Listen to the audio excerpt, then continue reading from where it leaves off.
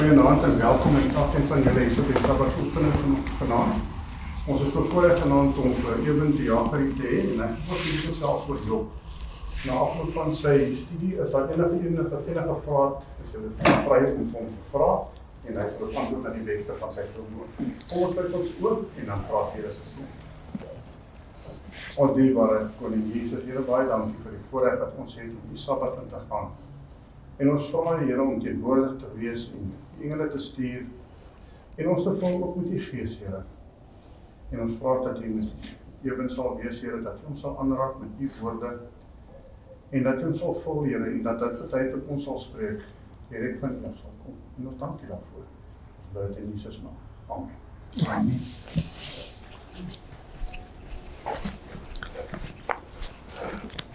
Goeienaand almal. Geseënde Sabbat. Ek wil graag vandag net so ietsie met julle deel wat toe ek die studie gedoen het, ek het nogal baie interessant gevind het. Ek hoop julle gaan dit ook interessant vind. En dit het te doen met Job. So ons gaan begin in Job 1. Die vraagstuk in Job is eintlik iets wat baie mense wat Job al gelees het, nog nooit vir hulle self afgevra het nie. Maar dis iets wat onder teoloë nogal redelik bespreking uitgelok het, en ek dink is interessant om op die ouene die antwoord daarvan te kry. Die vraagstuk is dit: in die boek Job begin die boek met Satan wat 'n klag kom lê by God oor Job. En dan sê God vir hom, basies is die klag die volgende. Satan sê, die enigste rede hoekom Job U aanbid, is omdat hy voorspoedig gemaak word deur U. U maak hom voorspoedig, daarom dien hy U, so dien hy U werklik. Dis basies die vraag wat hy bring, en dan sê Satan, maar as ek net toegelaat kan word om iets aan hom te doen, dan sal dit bewys dat hy eintlik nie werklik getrou is aan U nie. Dis basies waaroor dit gaan. En dan sê God vir hom, nou goed, want nou Job weet nie hiervan nie, Job weet nie van hierdie vergadering tussen God en die seuns van God en Satan wat ook daarby is nie. En dan kom en hy sê, maar as ek net iets aan hom kan doen, en God sê dan goed, jy mag hom nie doodmaak nie, jy mag niks aan hom doen nie, maar jy kan enige iets aan sy goed doen. En is presies wat Satan aan doen. Die Bybel vertel vir ons daar baie duidelik, in Job 1, wat dan gebeur, hy verloor letterlik sy kamele, sy kleinvee, al sy kinders, en hy 10 kinders gehad, 7 seuns, 3 dogters. Hy verloor basies alles wat hy het, en nie oor 'n tydperk nie. Die Bybel maak dit baie duidelik. Die oomblik wat die boodskapper by hom aankom en vir hom sê, al jou kleinvee is daarmee heen. Die oomblik wanneer hy eintlik nog besig is om hierdie boodskap oor te dra, dan kom die volgende ene en sê, maar net al jou donkies is weg, en die volgende ene kom aan, al jou kamele is weg, die volgende ene kom aan en sê, jou kinders is weg. So dit gebeur letterlik op een dag. Ek meen, dink jouself in die trauma wat hy deurgaan. Maar die Bybel sê nog steeds, selfs midde daai omstandighede, het hy niks ongehoord geuiter nie. Dan gaan amper woordeliks dieselfde proses gebeur dan in Job 2. Weereens kom Satan by God en hy sê, maar weet, heid vir heid, ek meen, dit maak nie regtig saak hierdie ander goeders nie, as ek aan hom kan vat, want ek het nou al aan sy goeders gevat, maar die oomblik wat dit hom raak, so asof sy goed insluitende sy kinders, hom nie regtig so verskriklik gaan affekteer nie. As ek net aan hom kan vat, dan sê God, goed, jy kan enigiets aan hom doen, maar jy mag sy lewe nie vat nie. So jy kan maak wat jy wil, hy mag net nie doodgaan nie. Goed? Dan wat gebeur? Hy kry hierdie sere ensovoorts. Die Bybel beskryf hoe hy potskerwe vat en homself krap met die potskerwe. Hoe sy vrou na hom toe kom en sê, vloek God en sterf. Nou in die Afrikaans vertaal dit as seën, binne die konteks van daai aspek, en vir alles jy het ook in die Engelse vertalings lees, dan sal jy sien, dit sê nie bless God and die nie, dit sê curse God and die. Dis soos wat toe ons kinders was, jy kan onthou as jou ma vir jou gesê het, ek gaan vir jou seën, dan bedoel sy nie, sy gaan jou die hande oplê en vir jou bid nie. Sy gaan vir jou die hande oplê, maar daar is geen gebed nie. Sy gaan vir jou voeter. Dis daai tipe seën. Dis curse God and die. Nou is dit interessant. Al sy kinders word hom ontneem, sy gesondheid word hom ontneem, al sy goedere word hom ontneem, maar hy word nie van sy vrou ontneem nie. Hoekom nie? Hoekom sou sy vrou nie geneem word nie? Wat se invloed is sy? Sy is iemand om te kom en sê, vloek God en sterf. Sy is eintlik aan die duiwelse kant. Dis hoekom die duiwel wil haar nie wegvat nie. Die duiwel ken haar, hy ken haar motiewe, hy weet hoe sy gebruik kan word om 'n negatiewe invloed op hom te wees. Want sekerlik, as dit nie die motivering was nie, dan sou die duiwel nie net sy kinders gevat het nie, maar sy vrou ook. Maar hy besluit om haar nie te vat nie. Hy wil haar juis gebruik om daai invloed te hê. En dan sê Job vir sy vrou, soos 'n dwaas spreek, so spreek jy. Hy gaan nie draai teen God nie, want sy geloof is nie geanker in dit wat hy van God af kry nie. Hy het 'n fundamentele geloof in God, hy's getrou. Gaan nie vir hom oor die goed nie. Nou is die groot vraagstuk in die boek Job. Satan veroorsaak al hierdie moeilikheid in die begin. Van Job 3 af, tot omtrent die derde laaste hoofstuk in die boek Job, is eintlik een groot gedig. Hy het rym en ritme in, maar op die Hebreëse manier. Dis letterlik Hebreëse digkuns. Dis eintlik 'n fenominale literêre werk, waar hy gesprekke het met sy vriende, en sy vriende kla hom aan, hulle sê vir hom, jy het iets gedoen. Wat het jy gedoen? Ons wil weet wat jy gedoen het, want God sê nie sommer net hierdie, en hy hou aan om te sê, ek het niks gedoen nie. En partykeer praat hy met God, en hy sê vir God, maar hoekom doen nie hierdie goeders aan my? Ek verstaan dit nie. Want onthou, hy weet nie van die gesprek tussen God en Satan nie. En nou kom die mense en hulle sê, maar ons verstaan nie die boek Job nie, want Satan veroorsaak die moeilikheid in die begin, en Satan is weg. Hy verskyn nooit weer, hy word nie eens genoem nie. Ek dink nie dis waar nie. En dis eintlik wat ek vir hierdie Sabbat-opening met julle wil deel. Ek dink, Satan kom terug onder 'n ander naam. So ek gaan vra dat ons gou saam 'n paar verse in Job lees, dan gaan ons 'n paar verse lees in die Psalms, dan gaan ons 'n paar verse lees in die boek Jesaja, en dan gaan ons terugkom na die boek Job toe, en dan gaan ons kyk of ons vir Satan kan identifiseer. So blaai saam met my vinnig. Ons gaan na die boek Job toe, en afhangende van of jy nou 'n Afrikaanse of 'n Engelse vertaling by jou het, gaan die verse verander. Dis die grootste versverskil tussen die Afrikaanse en die Engelse vertalings wat jy in die Bybel gaan kry. In die Afrikaans gaan dit wees Job 40 vers 20. In 'n Engelse Bybel gaan dit wees Job 41. Onthou, die Bybel is nie geskryf met hoofstuk en versindelings nie. Die hoofstukindelings in die Bybel het ingekom in die 1200s, die versindelings so bietjie meer as 100 jaar daarna. So hoofstuk en vers was nie in die oorspronklike nie, en toe hulle die Afrikaanse Bybel vertaal, toe sê hulle maar, ons stem nie saam met die indeling wat die Engelse Bybel het nie, ons doen ons eie indeling, en hulle deel dit toe nou so in. Kyk wat kry ons in Job 40 vanaf vers 20, dit sê, kan jy die krokodil met 'n hoek uittrek? Nou vra jouself gou af letterlik, as hierdie 'n krokodil is, kan mense 'n krokodil met 'n hoek uittrek? Selfs nie eens met 'n groot hoek nie. Hy sê, kan jy met 'n tou sy tong afdruk? Dan gaan dit aan en dit praat van wat jy alles met hom kan doen. Kan jy sy neus met 'n hak deurboor? Is dit fisies moontlik om 'n krokodil te vang en 'n hak deur sy neus te druk? Dit kan fisies gedoen word. Ek meen, daar's krokodilplase in Suid-Afrika. Krokodille is aangehou deur die Egiptenare vir honderde jare. Ander woorde, hierdie is nie, dis nie 'n dier wat jy kan tem soos wat jy 'n hond tem nie. maar hulle kan aangehou word, en dan gaan hy aan met sy beskrywing. Dan begin hy te praat oor hoe hy rook uit sy neus uitblaas, hoe wanneer hy sy oë oopmaak, dan flikker dit ligte omtrent soos weerlig. En dan kry jy die vreemde beskrywings. Hulle sê, jy kan hom nie met 'n knopkierie doodmaak nie, jy kan hom ook nie met 'n spies doodsteek nie. Kan jy 'n krokodil met 'n spies doodmaak? Natuurlik kan jy. Kan jy 'n krokodil met 'n knopkierie doodslaan? Natuurlik kan jy. Maar nou is dit interessant. In die Afrikaans noem hulle dit 'n krokodil.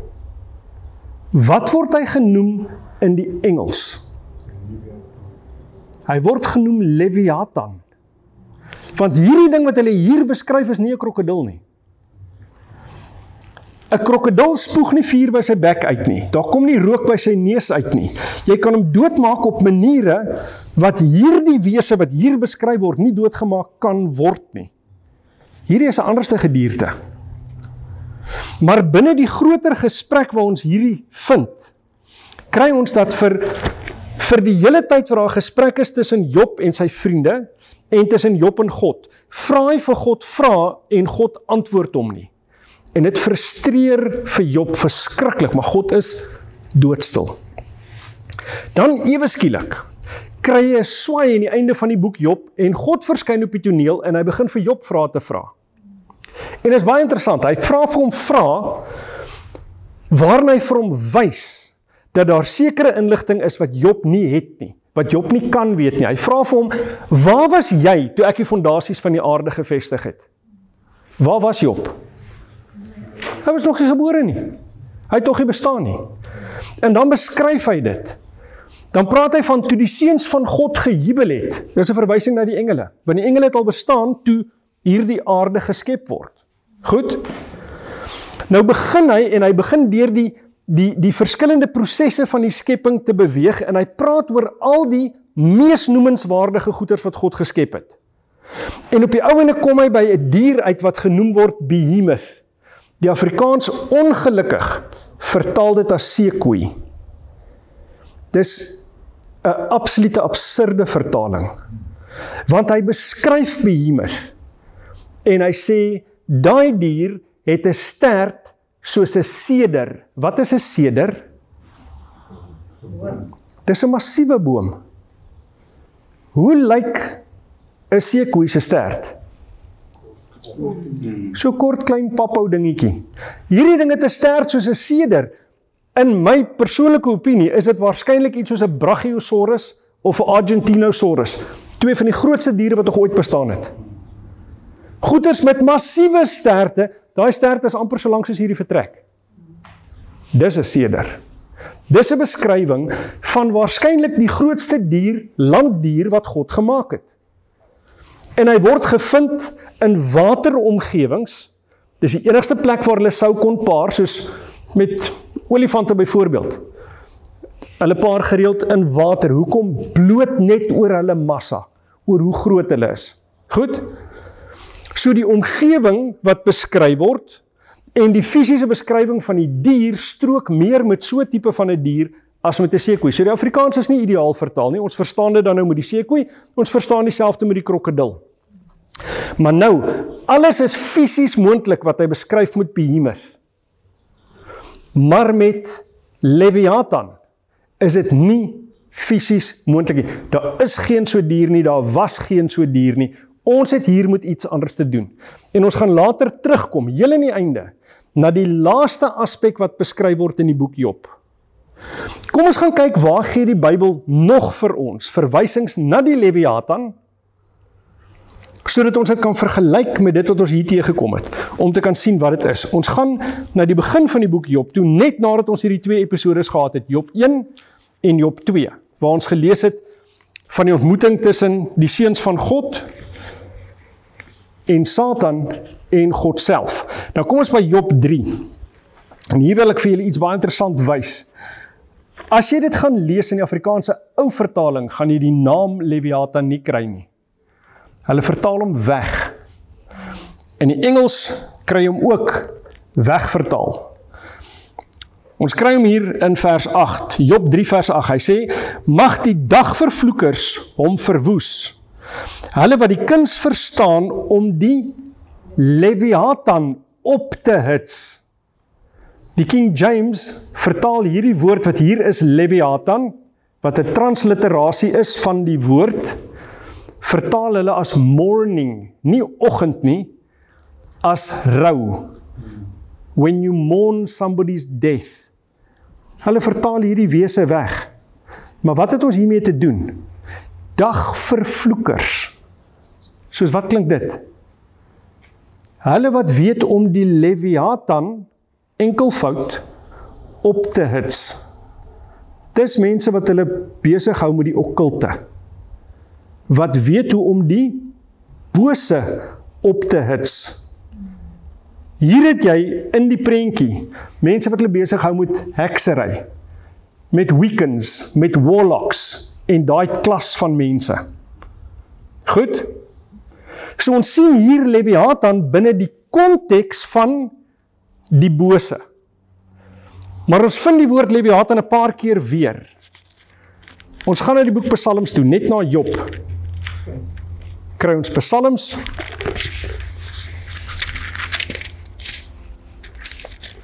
En ons gaan na Psalm 104 toe.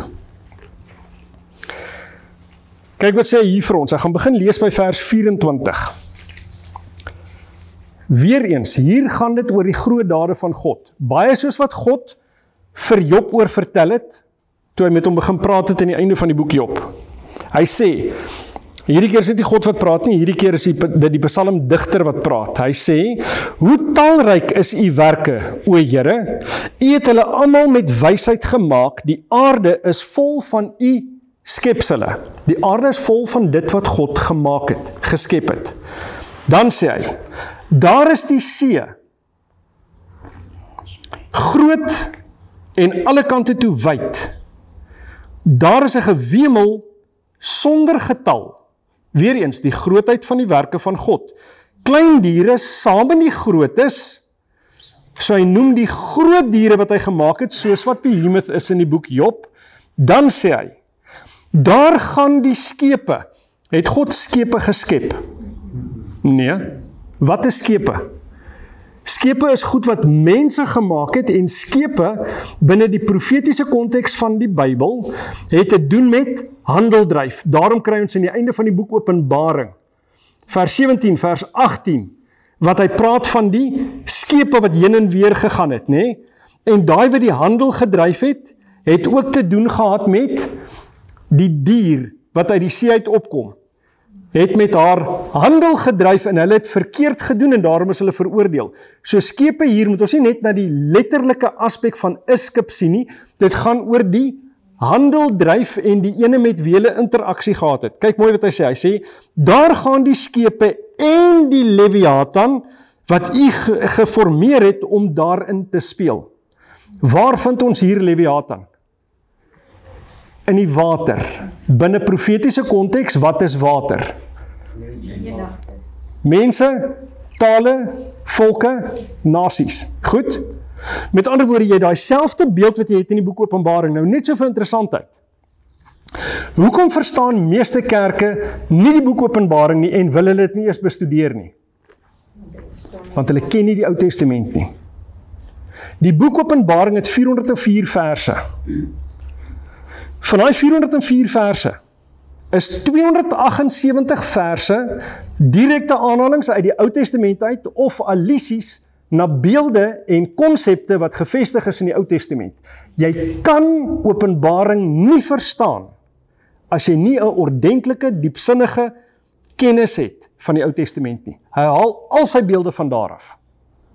Hierdie is een van die gedeeltes waaruit jy die beeld kry van skepe en 'n dier wat uit die see uit opkom in die boek Openbaring. Goed, onthou daai dier wat uit die see uit opkom, want die dier wat uit die see uit opkom in Openbaring 13, die eerste gedeelte, het dieselfde beskrywing as die draak van Openbaring 12. Hoekom? Want die dier wat uit die see uit opkom is 'n beeld van die draak op aarde, dis 'n manifestering van hom. Openbaring 13 sê dit vir ons reguit. Die draak het hom sy mag gegee. Goed, so die krag agter die dier uit die see uit is die draak. Daai dier wat uit die see uit opkom, hy veroorsaak weer dat daar 'n ander dier opkom uit die aarde uit, deurdat hy mense wegdryf uit Europa uit. Ons ken nou profetiese konteks, ek gaan nie nou daarin nie. En daai dier wat uit die aarde uit opkom, hy maak ook weer 'n beeld. So kan jy sien, jy het die duiwel met 'n beeld van hom, iets wat baie soos hy lyk, wat op die aarde eintlik sy mag het. Dis die Romeinse struktuur. Dan kom daar 'n ander dier uit die aarde uit op en hy maak 'n beeld van die eerste dier. So die beeld wat hy maak is van die eerste dier. Die eerste dier is 'n beeld van die draak. Die draak is wie? Die ou slang, die duiwel. Dis wat Openbaring vir ons sê, Openbaring 12. Nou, hier sien ons hierdie aspekte van, ons het hierdie Leviathan en hy speel in die waters, is nie die letterlike waters van die letterlike skepe nie, hy is die ene wat die onderstrominge veroorsaak tussen mense, en op die ou ende die handel wat mense dryf gebruik, om sy doel te bereik. Goed? Nou kan mense dink, maar wag 'n bietjie, dis 'n baie noue band, 'n baie nou lyn wat ons het. Maar nie regtig nie, want die Bybel gee vir ons 'n nog duideliker verduideliking van hierdie dier. Ons bly in die boek Psalms. Maar ons gaan 'n paar hoofstukke terug. Psalm 74. Ons begin te lees by vers 13. Hy sê, U het deur U sterkte die see geklief. U het die koppe van die seemonsters op die waters gebreek. In die Septuagint, dis die Griekse vertaling van die Hebreëse Bybel, is daai woord wat gebruik word vir seemonsters, is die Griekse woord dragon. Wat is die Engelse woord vir dragon? Dragon. Wie in die Bybel is die dragon? Satan. Goed, let nou mooi op wat sê hy volgende. Vers 14. U het die koppe, veelvuldige koppe van die Leviathan eenvoud. Met ander woorde, jy het een dier vergelykbaar met 'n draak wat veelvuldige koppe het. Hoe lyk die dier of die draak in Openbaring 12? 7 koppe, maar dis een dier. Hoe lyk die dier wat uit die see uit opkom? 7 koppe, een dier. Selfs as wat ons hiermee te doen het. Hy sê, U het die koppe van die Leviathan verbrysel, U het hom gegee as voedsel vir 'n volk, vir woestyndiere. Ek wonder, het iemand 'n Engelse Bybel hier? Kryf my die Engelse weergawe van hierdie vers asseblief. 74 vers 14. Thou breakest the heads of the Leviathan in pieces and gavest him to be meat to the people inhabiting the wilderness. Wag 'n bietjie, het ons hier 'n verskil? Die Afrikaans eindig hy met vir voedsel vir 'n volk, vir woestyndiere. Kom die term woestyndiere in Engels voor? Nee. Lees hom weer vir ons. Thou breakest the heads of Leviathan in pieces and gavest him to be meat to the people inhabiting the wilderness. To the people inhabiting the wilderness. So ons het weer 'n bietjie van 'n nie ideale vertaling hiermee te doen nie. Maar jy het hier mense wat 'n wildernis bewoon en hulle is betrokke by die vernietiging van die dier. Gaan kyk 'n bietjie in Openbaring. Wat sê Openbaring? Ons het nie tyd om in diepte studie vanaand te doen nie. Maar wie vernietig op die ou ende daai dier? Nie die gelowige, sy uiteindelike vernietiging kom van God af. Maar op die ou ende ontrafel sy hele plan en gaan die wat eintlik saam met hom sou gewerk het. En hulle maak hom tot niet. Goed? Nou, laaste sleutelkonneksie. Ons gaan na die boek Jesaja toe. Jesaja hoofstuk 27.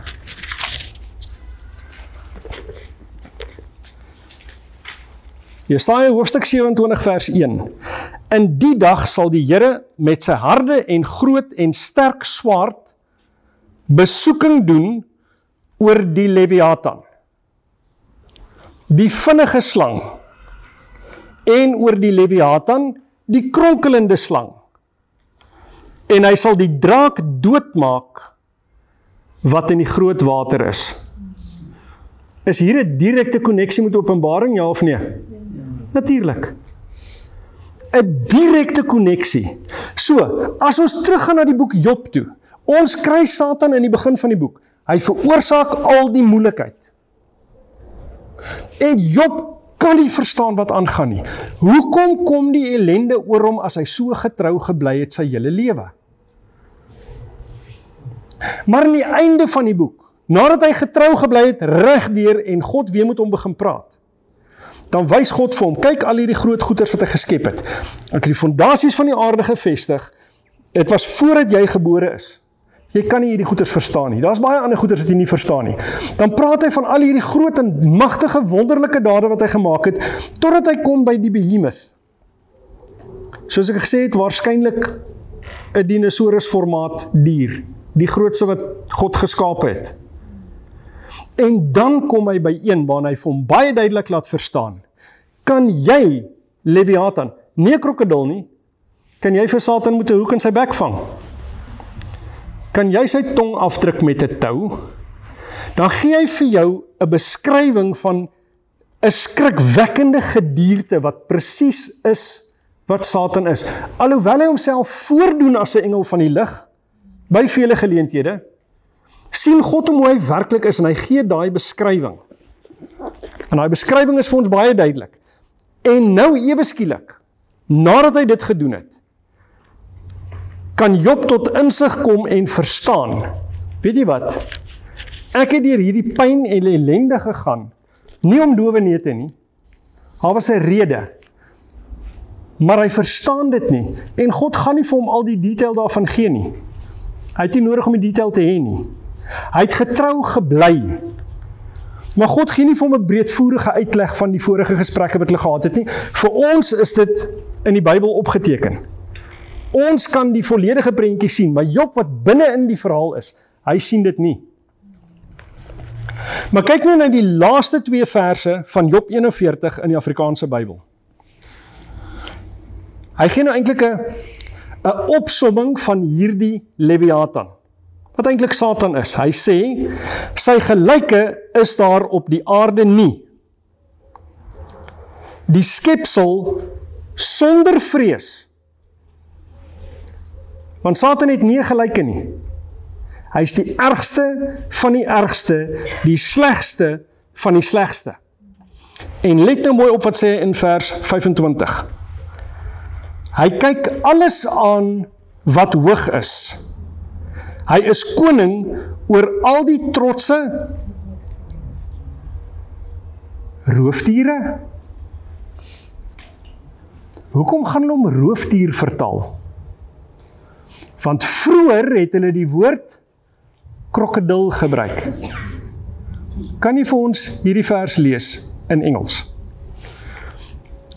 Dis Job 41, vers 25, let op na die verskil tussen die woord roofdiere wat ons hier het, en dit wat ons in die Engels gaan kry. Ja. All things, all high things. He's a king over all the children of pride. He's a king over all the children of pride. Dis korrek. Onthou jy lees die Engels uit, met ander woorde daar's 'n versverskil tussen die Afrikaans en die Engels. Dis hoekom hy dit doen.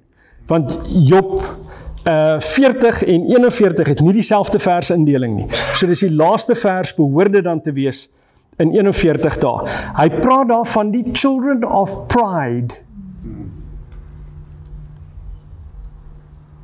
Hy is die hoof oor die kinders van trots. He's a king over all the children of pride. Korrek, hy is die koning. Waarom het Satan geval? Oor trots. Oor trots. As jy gaan kyk nou hoe die Bybel hom beskryf, in Esegiel byvoorbeeld. Onthou, Satan se begeerte was, ek wil wees bo die wolke, ek wil wees bo die sterre, ek wil die troon van God bestyg. So ongelukkig in die Afrikaans is dit nie altyd so maklik om hierdie raak te sien nie. Maar die oomblik wat jy hom gaan bestudeer in meer as een vertaling, dan begin jy hierdie duidelike prentjie te sien. Daar's 'n rede waarom ek sê, Satan verdwyn nie van die toneel af nie. Hy word juis ontbloot. Hy verskyn nie in totaliteit nie. Hy praat nie weer nie, maar God ontbloot hom. God wys vir Job, hier's meer agter die toneel aan die gang. Maar nou kan jy vra, okay, ons het nou hierdie raak gesien, wat het dit my te doen? Baie. Want partykeer gaan ons deur dinge wat ons nie verstaan nie, wat nie sin maak nie. Partykeer vra ons, Here, maar as ek dan so getrou is, waar is hy?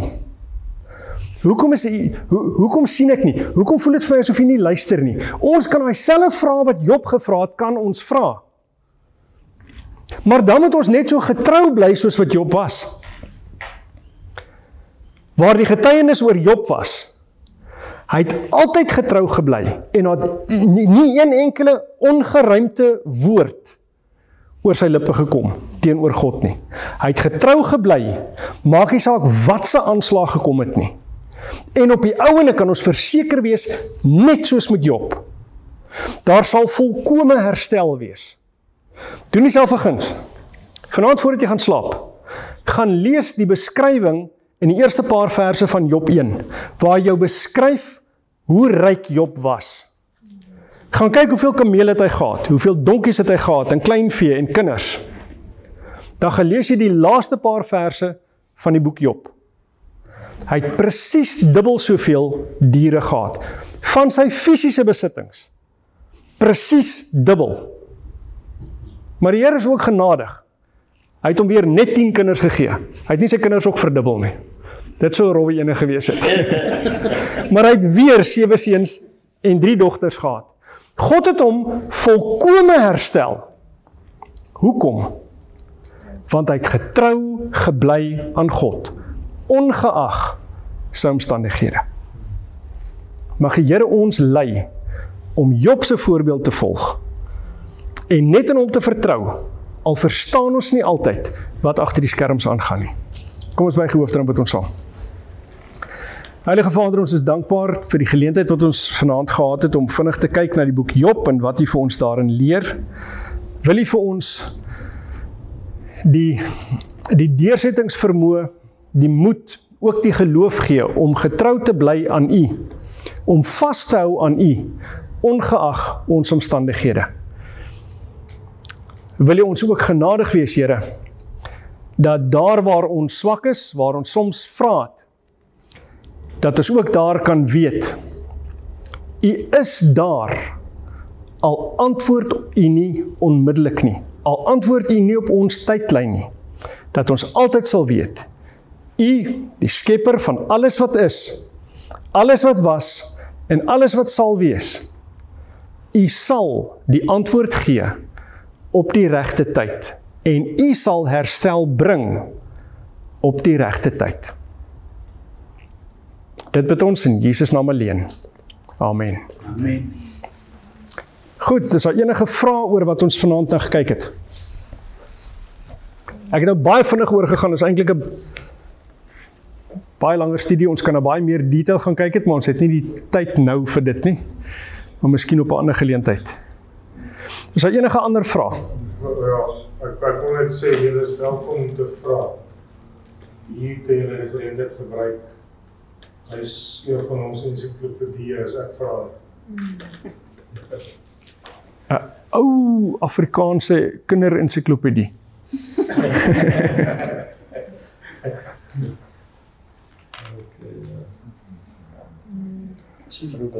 Sy vrou gebly tot die einde. Die Bybel noem maar nie weer nie. Wel, nie in daai, jy weet nie of sy gesterf het nie, en die einde waar hulle praat oor sy herstel, praat hulle oor sy kinders, so hy moes 'n vrou gehad het, of het sy was, of sy gesterf het, of sy wat, die Bybel gee nie vir ons besonderhede oor haar nie. So, ek wil amper sê, dit wil voorkom, asof sy duidelike instrument in die hand van Satan was, is dit asof sy half van die prentjie af verdwyn. Jy weet nie, dit kan wees dat dit sy was, ek weet nie, miskien deur die getuienis van sy lewe het sy tot bekering gekom op die ou ende. Ons weet nie. Ewen, daar's groot verwarring oor die seuns van God. Die geval wat genoem word in Genesis en in Job. Dit is twee verskillende gevalle, Ja. maar daar's verwarring oor die Okay, kom ons kyk sommer gou daarna. Laat ons almal op dieselfde bladsy het, want nie almal gaan noodwendig weet waarna jy verwys nie. Kom ons gaan lees dit gou. In Genesis 6, en daar's baie groot verwarring, en ek sal vir julle nou verduidelik waar die verwarring vandaan kom, en wat die invloed en resultaat daarvan is, veral in ons moderne tyd ook. Genesis 6, vanaf vers 1. Toe die mense op die aarde begin vermeerder en daar vir hulle dogters gebore is, sien die seuns van God dat die dogters van die mense mooi was. En hulle het vir hulle as vroue geneem, almal wat hulle verkies. Toe sê die Here, my gees sal nie vir ewig met die mens heers nie, omdat hy ook vlees is, maar sy dae sal wees 120 jaar. Let nou mooi op wat sê die volgende vers. In die dae was daar reuse op die aarde, en ook daarna, toe die seuns van God by die dogters van die mens ingegaan, en die vir hulle kinders gebaar het. Die is die geweldiges van die oudheid, die manne van naam. Nou, baie mense glo, die seuns van God wat hier genoem word, is gevalle engele. So die engele wat Openbaring 12 vir ons gesê het op die aarde neergewerp is, hulle glo dat daai gevalle engele geslagsgemeenskap gehad het met vrouens en dat reuse uit daai gemeenskap voortgekom het. Goed? Interessante teorie, hoogs problematies. Kan verskillende spesies met mekaar teel en voortplant? Kan honde en katte kruisteel? Hoekom nie? Dit is nie dieselfde ding nie. Is mense en engele dieselfde ding? Hulle kan nie kruisteel nie. Dis so eenvoudig soos dit. Lees ons ooit in die skrif dat daar mans en vroue engele is? Nee. Engele is eksklusief net wanneer hulle aangespreek word. Manlike aanspreekvorm. Beteken nie hulle was manlik nie. Wat sou dit help as hulle manlike geslagsdele gehad het en ons nie, hulle kan nie voortplant nie. Matteus 22 vertel vir ons, in die hemel gaan ons nie getroud wees soos ons hier is nie. Ons gaan wees soos die engele, nie uitgegee word of geneem word in die huwelik nie. En ek persoonlik is oortuig dat een van die redes waarom Satan so 'n geweldige aanslag juis op die mens het en juis wat die seksuele aanbetref, is omdat dit iets is wat hulle nie kan doen nie. Onthou, die mens is die enigste van die wesens wat geskape is op aarde, wat geskape is in die beeld van God. Nou, ons is nie God nie, ons kan ook nie God word nie, maar ons het sekere aspekte waarin, as jy na die mens kyk, dan is dit 'n uitbeelding van wat God is. God kan skep ex nihilo, dit beteken uit niks uit nie. Hy het nie materiaal nodig om te kan skep nie. Kan 'n mens ex nihilo skep? Nee, maar kan mense skep? Ja, hulle kan verf, maar hulle het 'n doek nodig, hulle het die verf nodig, hulle het kwaste nodig. So nie ex nihilo nie, maar as 'n beeld van wat God kan doen. En die mens het ook die vermoë om 'n volgende geslag in die lewe te kan bring, wat die engele nie kan doen nie. Nou, granted, diere kan ook. Maar diere is nooit geskaap in die beeld van God nie. Ons is die enigste wesens wat 'n volgende geslag in die lewe kan bring, wat nog steeds beeld van God is. En ek dink Satan en die gevalle engele is super jaloers op daai feit, want hulle kan nie. Nou kom die wêreld en hy verdraai daai konsep. Nou kry jy Februarie die 14de, Cupid. Wat is Cupid? 'n baba engeltjie. Waar kom baba engeltjies vandaan? Van mamma en papa engeltjies af. Daar is nie mamma engeltjies nie. Does not exist. Dis 'n onding, want dit skep 'n verkeerde konsep by jou, dat die engele soos ons is. Nou kom hulle en hulle sê, maar hierdie seuns van God, dit moet gevalle engele wees. En dan gaan hulle na Job 1 toe. Laat ons sommer vinnig terug gaan na Job toe en net sien presies hoe hy dit daar uitdruk. Hy sê eintlik amper woord vir woord dieselfde in Job 2.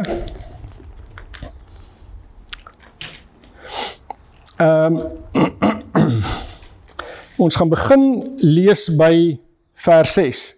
Job 1 vers 6. En op 'n dag, toe die seuns van God kom, om hulle voor die Here te stel, het die Satan ook onder hulle gekom. En toe vra die Here vir Satan, waar kom jy vandaan?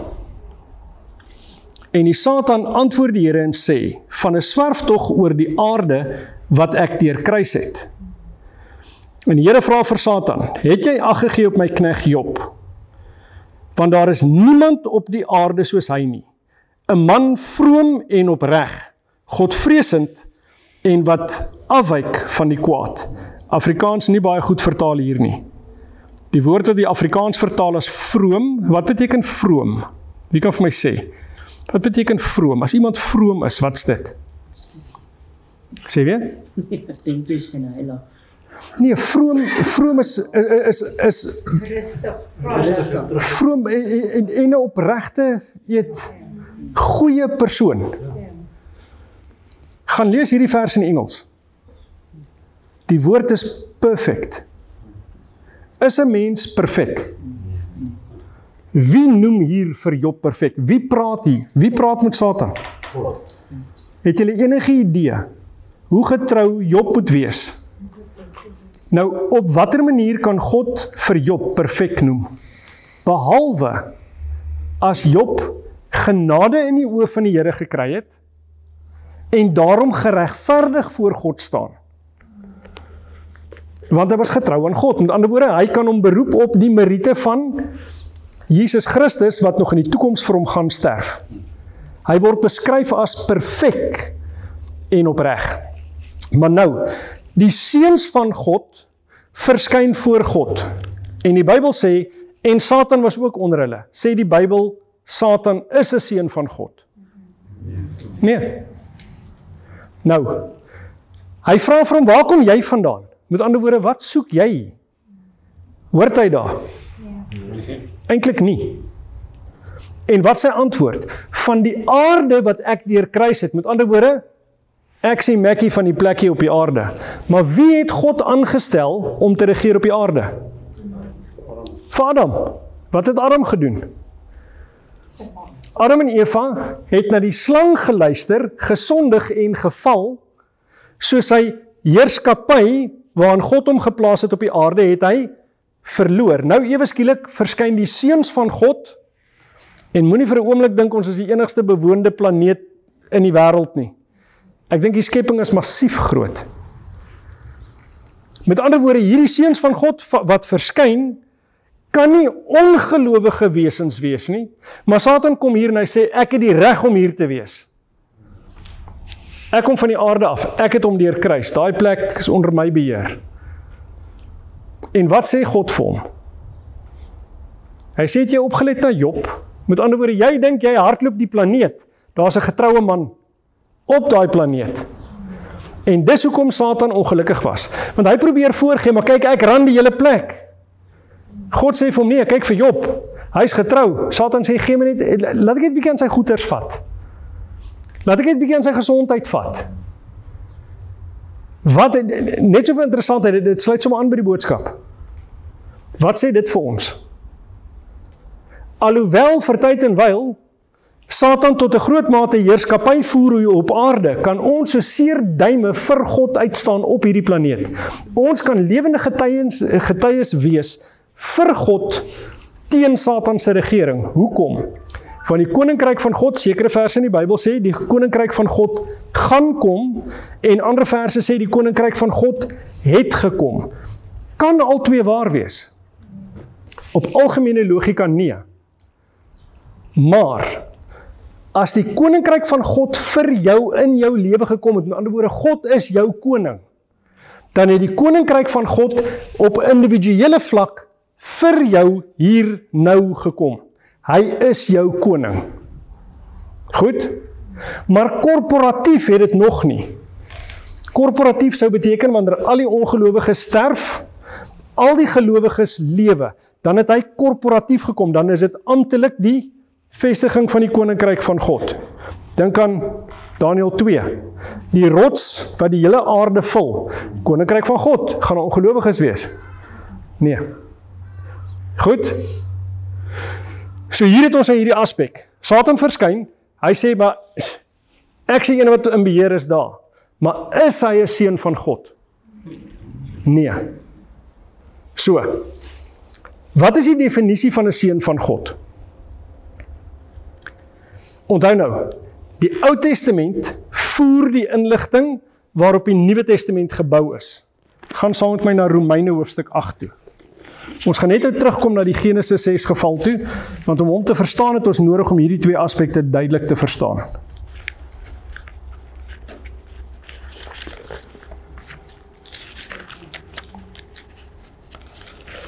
Romeine 8 gee vir ons die definisie van wat dit is om 'n seun van God te wees. As ons die definisie gelees het, dan kan ons toets of Satan 'n seun van God kan wees. Romeine hoofstuk 8 vanaf vers 14. Want almal wat deur die Gees van God gelei word, die is kinders van God. Nou kan julle vir my sê, maar wag 'n bietjie. In die Ou Testament het hy gepraat van seuns van God, nou praat hy van kinders van God. Dis die Afrikaanse ou vertaling. Hy's nie altyd suiwer vertaal nie. Hierdie woord wat hier vertaal word, kinders, is die woord huios, manlik meervoud, seuns. Kan jy 'n manlike kind kry, wat nie 'n seun is nie? Nee, ons glo nie in transgender nie. Dis seuns van God. Wat is die kriteria om 'n seun van God te wees? Jy moet gelei word deur die Gees van God. Word Satan en die gevalle engele gelei deur die Gees van God? Nee, dis hoekom hulle geval het. Goed? So, hoe verstaan ons seuns van God in Genesis? As jy gaan kyk na Genesis hoofstuk 4, dan kry jy Kain slaan vir Abel dood. Jy sien wat daarna gebeur het. En dan vertel hy vir jou van 'n geslagslyn. Waar Kain 'n seun het, sy seun se naam is Henog. Henog beteken dedicated. Maar gaan lees maar vir jouself. Hy vestig 'n stad en hy noem die stad na sy seun Henog. Hy gee sy seun die so waaraan word sy seun gededicate? Aan aardse goed. Dis nie dieselfde Henog as wat lewend opgevaar het hemel toe nie. Dan gaan jy gaan kyk, wat is sy seun se naam? Sy seun se naam is Irad.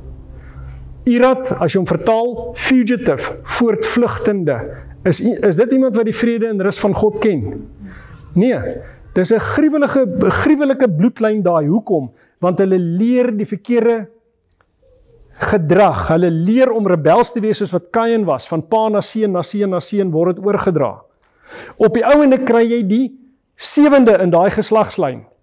Dis 'n man met die naam Lamech. Hy vat vir hom 2 vrouens, Ada en Silla. As jy ontleding gaan doen van hulle name weer eens, ons het nie genoeg tyd om in al die detail in te gaan van hierdie goeters nie. As jy ontleding van hulle name gaan doen, dan gaan jy agterkom, dis wat hulle in Engels na sou verwys as frivolous women. Alles wat klingel en wat blink en wat, hulle is baie aards. Jy weet, uiterlike skoonheid in plaas van innerlike skoonheid. Goed? Hy noem vir jou wat sy seuns was, en hy gee glad nie vir jou geslagsregister verder nie. Hoekom nie? Hulle gaan in elk geval binne 2 geslagte daarna uitgewis word in die vloed. Maak nie saak wie sy kinders verder was nie. Hulle gaan uitgewis word. Hulle is ongelowig. En net voordat jy moed verloor, die laaste 2 verse van hoofstuk 4, vertel vir jou, Adam het weer sy vrou Eva beken. En hulle het 'n seun gehad, hulle noem hom Set. Wat beteken die woord Set, die naam? Plaasvervanger. Hoekom? Gaan lees maar, die Bybel sê dit vir jou in soveel woorde. Want Set het die plek gevat van haar seun Abel wat doodgeslaan is. Goed? Hy noem sy seun Enos. Nou daar's betekenis in die naam Enos. Dit beteken mortal.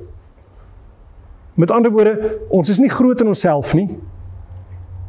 Dis iemand wat weet hy's verganklik. So waar is hy hoop op ewige lewe? Op God. Jy kry 'n lyn wat getrou gebly het, alhoewel van hulle begin toe nou uit te rafel, maar jy het hierdie twee groot groeperinge. Jy het hierdie willeklomp, wat eindig met Lamech, nie Lamech die oupa van Noag nie, dis die slegte Lamech. Hierin is baie sleg. Jy kry daai lyn, en dan kry jy die getroue lyn, waarin jy die sewende van Adam het, Henog. Hy is so getrou, hy sterf nie, hy gaan lewend hemel toe. Goed? Uit daai geslagslyn uit, kry jy dan op die ouende vir Noag. Maar voordat jy vir Noag kry jy hoofstuk 6. En die seuns van God, die mans in die getroue lyn, het gesien dat die dogters van die mens mooi was en het vir hulle geneem wat hulle verkies. Hoekom het die dogters vir hulle so mooi gelyk? Kort rokkies, lae halsies en. Met ander woorde, hulle is weggerokkel. Het hulle getrou gebly aan God. Op die ouene is hulle vernietig. Op die ouene was die negatiewe invloed so groot. Net 8 gaan in die ark in. So waar kom hierdie storie van, maar gevalle engele het gemeenskap gehad met aardvrouens? Het julle al ooit gehoor van die boek van Henog? Boek van Henog. In die Ethiopiese Bybel is 'n deel van hulle kanon. Nou, daar's 3 boeke van Henog. Meeste mense is net bekend met die eerste een in die akademie word genoem 1 Henog, die tweede een is 2 Henog, derde een is 3 Henog. Al 3 is vervalsings, nie een van hulle is deur Henog geskryf nie. Die oudste een, 1 Henog, is geskryf in wat hulle noem die intertestamentele tydperk, tussen die boek Maleagi en die boek Matteus. Maar min of meer, hulle reken omtrent tussen 200 voor Christus en die tyd wat Christus gebore is. Min of meer in daai tyd is hy geskryf. Nou kan jy vra, hoe weet ons is toegeskryf? Hulle doen wat hulle noem tekskritiek. Met ander woorde, hulle is krities in hulle benadering oor die teks en hulle gaan kyk, maar hoe kan ons leidrade vind in die teks wat vir ons vertel wanneer is dit geskryf? En hulle gaan kyk watter woorde word gebruik en hoe word dit gebruik. Nou kan jy dink, maar hoe gaan die gebruik van 'n woord vir jou vertel wanneer is dit geskryf? Kom ek het verduidelik dit in moderne terme. As ek gaan en ek bring vir julle 'n teks en ek lees dit vir julle en ek sê vir julle, Winston Churchill was a gay man. Wat sê ek? Hy is gelukkig. Hy is gelukkig. Maar wag 'n bietjie, beteken gay nie hy is homoseksueel nie? Vandag beteken dit homoseksueel, maar in die tyd wat Winston Churchill gelewe het die woord gay nie homoseksueel beteken nie, dit het beteken jy's 'n blymoedige, vriendelike persoon. Dis hoe jy baie keer die datum kan bepaal van sekere tekste. En die woorde wat gebruik word, die taal wat gebruik word, vertel vir ons die boek van Henog, is nie oeroud nie.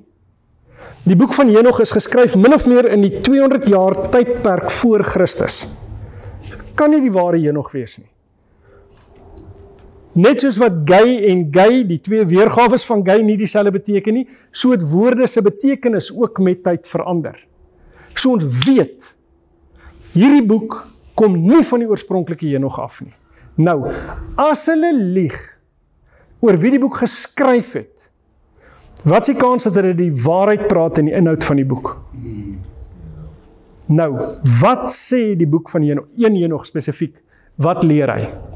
Hy gaan in detail in, oor hoe die gevalle engele geslagsgemeenskap gehad het met aardvrouens, en dis waar die reuse vandaan gekom het. Die kinders van die demigode, die semigode, die gevalle engele en mense, het reuse tot gevolg gehad. Gaan dink 'n bietjie aan Griekse en Romeinse mitologie. Wat het jy gekry as Zeus en Apollo en al daai afgode, as hulle vir hulle aardvrouens neem, en hulle het kinders? Dan het jy mense, godmense, soos Thor en. Geweldig sterk, in baie gevalle geweldig groot en. Met ander woorde, ons sien dat, nadat hulle in Babyloniese ballingskap was, nadat hulle onder die een na die ander, onthou na Babylon, volgens die profetiese tydperke, het Babylon gehad, dan die Meders en die Perse wat oor hulle geheers het, daarna die Romeine, en daai godsdienste het hulle gedagtegang begin infiltreer. En van die mense het gedeeltelik 'n Bybelse agtergrond gehad, maar gedeeltelik 'n mitologiese agtergrond, en hulle begin hierdie ander boeke te skryf.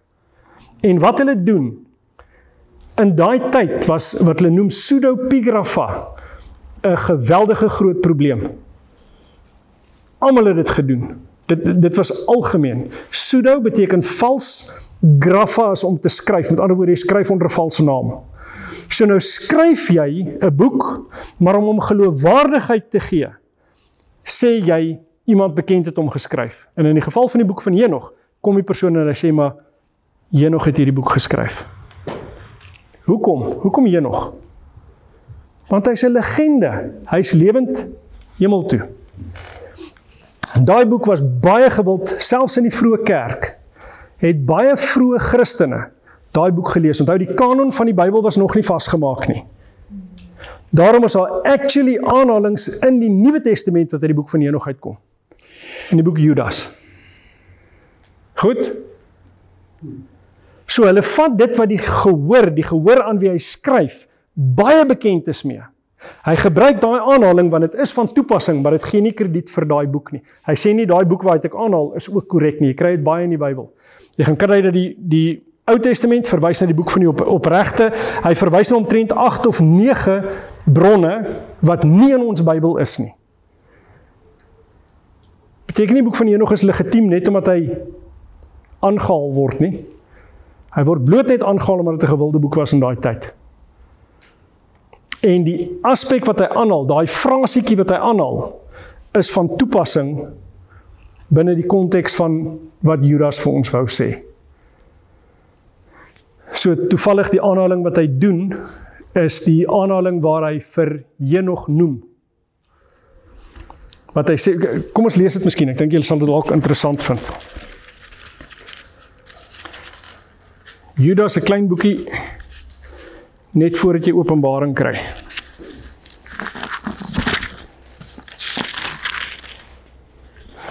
Hy sê in vers 14, Judas het net een hoofstuk, so is Judas 1 vers 14, hy sê, en Henog, die 7de van Adam af, het ook teen hulle geprofeteer en gesê, kyk, die Here het gekom met sy heilige 10.000 talle, om gerig te hou oor almal en al die goddelose mense onder hulle te straf, oor al hulle goddelose werke, wat hulle goddelooslik gedoen het, en oor al die harde woorde, wat die goddelose sondaars teen hom gespreek het.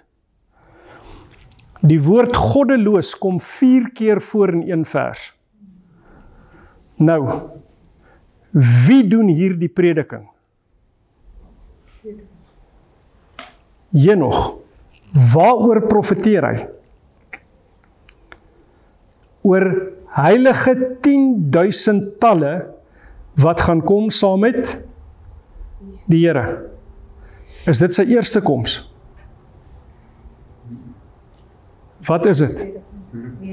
Henog het voor die vloed gepreek oor die wederkoms. Dis wat God aan hom geopenbaar het. Voor die vloed. Het hy vir hulle gewaarsku. Nie net oor die eerste koms van Christus nie, maar ook oor die straf wat hulle gaan ondergaan omdat hulle goddeloos is. Wanneer kry hulle daai straf? Ongelowiges wat lewe by die wederkoms en finaal na die 1000 jaar, wanneer al die ongelowiges gaan opstaan. Goed, so wat is die bron van daai spesifieke siening? Dat die gevalle engele gemeenskap gehad het met aardvrouens is die boek van Henog. En daar's vandag gelowiges in kerke wat sê, jy kan jou Bybel nie verstaan, tensy jy dit nie lees deur die lens van die boek van Henog nie. Die boek van Henog verdraai die Bybel totaal en al, heeltemal. Jy kan nie die boek van Henog aanhang en die Bybel verstaan, soos hy verstaan moet word nie. Dis 'n apokriewe, dis 'n, as jy my vra, duiwels geïnspireerde boek. Hy verdraai net so vir interessantheid. Die boek van Henog noem vir jou die name van die gevalle engele, en hy sê vir jou hoekom het hulle geval. Dan noem hy, daai een het geval, want hy het die mens geleer hoe om uit klip uit metaal te haal. Wat is dit? Dis mynwese. Is mynwese 'n sonde? Volgens die boek van Henog het God besluit, omdat daai engel vir die mense geleer het hoe om metallurgie te beoefen, moet hy uit die hemel uitgegooi word. Is God dan regverdig? Dis 'n direkte aanklag teen God. 'n ander een is uit die hemel uitgegooi, omdat hy vir die mens geleer het hoe om wapens te maak uit daai metaal uit. Maar dit het gebeur toe Adam en Eva lewe. Wat wil hulle moet wapens maak? 'n ander engel is uit die hemel uitgegooi, omdat hy vir die mens geleer het hoe om uit kruie uit medisyne te maak. Adam en Eva, het hulle medisyne nodig gehad?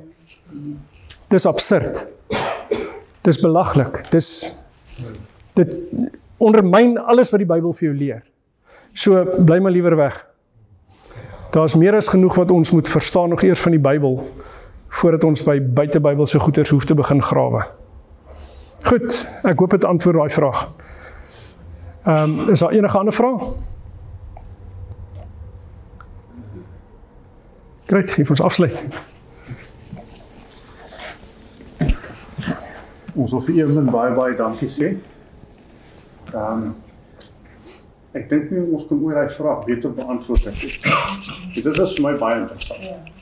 Daar was aspekte wat ek nie geweet het nie, wat het my die punte by mekaar sit, wat vir my baie interessant was. En ek dink dat vir elkeen van ons iets wat ons kan saamvat, en as ons weer die boek Job lees, gaan ons met nuwe ode daarna kyk. As weer die verse lees, gaan ons dit beter verstaan. So, dankie Eamon. Kom ons sluit af en dan gaan ons. Dankie Here vir die lieflike Sabbat, Here, en dankie Here vir hierdie waarhede. En ons vra dat U op ons harte sal sit, Here, en Here, dat ons dit ons eie sal maak, en dat ons meer in diepte deur middel van U Gees, U woord studeer, Here. En ons vra dat U die skrifte aan elkeen van ons